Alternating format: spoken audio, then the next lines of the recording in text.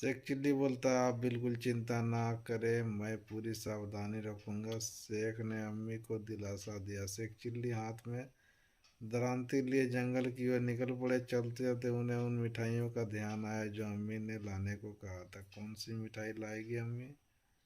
शायद गुलाब जामुन, स्वादिष्ट भूरे चाशनी में डूबा हुआ गुलाब जामुन। उसके मुंह में पानी आने लगा। अचानक यह राह चलते ठोकर लगी और शेख चिल्ली वर्तमान में वापस आ गया। ओह, क्या कर रहा हूँ मैं? अम्मी ने मना किया था रास्ते में सपने देखने को, उन्होंने अपने आप को समझाया। खैर, जंगल पहुंचकर दोपहर तक शेख चिल्ली ने काफ़ी घास काट लिया। उन्होंने घास का एक बड़ा सा गट्ठर बनाया और उसे सर पर रखकर वापस आ गए। गट्ठर को उन्होंने पड़ोसी के घर देकर पैसे ले लिए। तब उन्हें याद आया कि दरांती तो वह जंगल में ही छोड़ आया। दरांती वापस लानी ही थी, नहीं तो अम्मी के गुस्से का सामना करना पड़ता। शेख दौड़ते हुए वापस जंगल पहुंचा। दरांती वहीं पड़ी हुई थी जहां उन्होंने छोड़ी थी। शेख ने जैसे ही दरांती को छुआ, उन्हें झटका सा लगा और दरांती हाथ से छूट गई। धूप में पड़े पड़े दरांती का लोहा खूब गर्म हो गया था। वे दरांती को उलट पलट कर देख रहे थे और समझने की कोशिश कर रहे थे कि आखिर दरांती इतनी गर्म कैसे हुई। वो अभी दरांती का निरीक्षण कर ही रहा था कि उसके पड़ोसी में रहने वाले जुम्मन उधर से गुजरे। शेख चिल्ली को यूं अपनी दरांती को घूरते हुए देख जुम्मन ने पूछा, क्या बात है, तुम दरांती को ऐसे क्यों घूर रहे हो? मेरी दरांती को कुछ हो गया है, मैं काफ़ी गर्म हो गई है। ये काफ़ी गर्म हो गई है, शेख चिल्ली ने चिंतित स्वर में कहा। जुम्मन को शेख की बात पर हंसी आ गई। मन ही मन हंसते हुए उसने ऊपर से गंभीर स्वर में उसने कहा, तुम्हारी दरांती को बुखार हो गया? और फिर तो यह उसे हाकिम के पास ले जाना पड़ेगा। शेख चिल्ली की चिंता बढ़ गई। अरे नहीं, मुझे पता है बुखार का इलाज। मेरी दादी को अक्सर बुखार होती है, हकीम कैसे इनका इलाज करते हैं, मैंने देखा। मेरे साथ आओ, मैं करता हूँ इसका इलाज, लल्लन ने कहा। उसके अचानक दिमाग में दरांती हथियाने की एक योजना बन चुकी थी। आगे आगे दरांती उठाए जुम्मन चल रहा है और उसके पीछे शेख चिल्ली चले।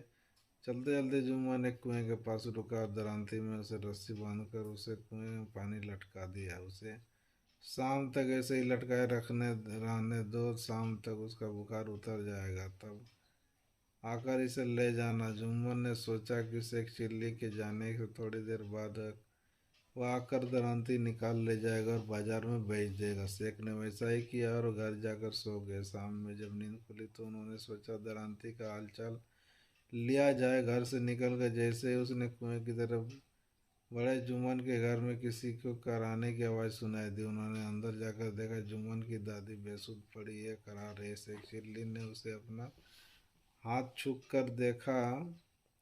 हाथ काफ़ी गर्म था। उन्होंने सोचा जुम्मन की दादी को बुखार है। जुम्मन ने दिन में मेरी मदद की है, मुझे भी उसकी मदद करनी चाहिए। शेख चिल्ली ने आसपास देखा, निकट ही रस्सी पड़ी थी। उसने जुम्मन की दादी को रस्सी से बांधा और कंधे पर लादकर कुएं की ओर ले जाने लगे। पड़ोसियों ने देखा तो उन्हें रोकने की कोशिश की, लेकिन शेख चिल्ली ने किसी की बात नहीं सुनी और दादी को लेकर कुएं तक जा पहुंचा। कुएं पर पहुंचने को उन्होंने दरांती कुएं से बाहर निकाली। दादी के लिए दवा लेने जाने के कारण जुम्मन को दरांती निकालने का वक्त नहीं मिला। शेख चिल्ली के दरांती को निकाल कर एक और रखा और जुम्मन की दादी को कुएं में लटकाने की तैयारी करने लगा। दूसरी ओर जब जुम्मन और उसके अब्बा हकीम से दादी के लिए दवा लेकर लौटे तो पड़ोसी ने बताया कि शेख चिल्ली रस्सी में बांधकर दादी को कुएं की ओर ले गए। दोनों भागते हुए कुएं तक पहुंचा और शेख चिल्ली दादी को कुएं में लटकाने ही वाला था। अरे बेवकूफ़, ये क्या कर रहे हो? जुम्मन ने अब्बा ने चिल्लाकर कहा। ओ, आ गए आप? मैं दादी को बुखार का इलाज कर रहा था। शेख चिल्ली ने उत्तर दिया, ऐसे कहीं बुखार का इलाज होता है? किस पागल ने तुम्हें बताया? जुम्मन के अब्बा ने अपनी माँ की रस्सी खोलते हुए पूछा। तो मुझे तो जुम्मन ने ही बताया। शेख चिल्ली ने जुम्मन की ओर इशारा करते हुए जुम्मन ने अब्बा को मुड़ कर जुम्मन की ओर देखा। जुम्मन से झुकाए खड़ा तो उन्होंने डंडा उठाया जुम्मन की ओर लपके। अब जुम्मन आगे आगे और उसके पीछे अब्बा, उसके पीछे पीछे ईरान। शेख चिल्ली ने अपने दरांती के साथ घर वापस लौटा। वहाँ मी गुलाब जामुन के साथ उसका इंतज़ार कर रही थी। दोस्तों, कहानी अच्छी लगी तो लाइक शेयर जरूर करें, साथ ही चैनल को सब्सक्राइब करें। मिलते हैं नए वीडियो के साथ। तो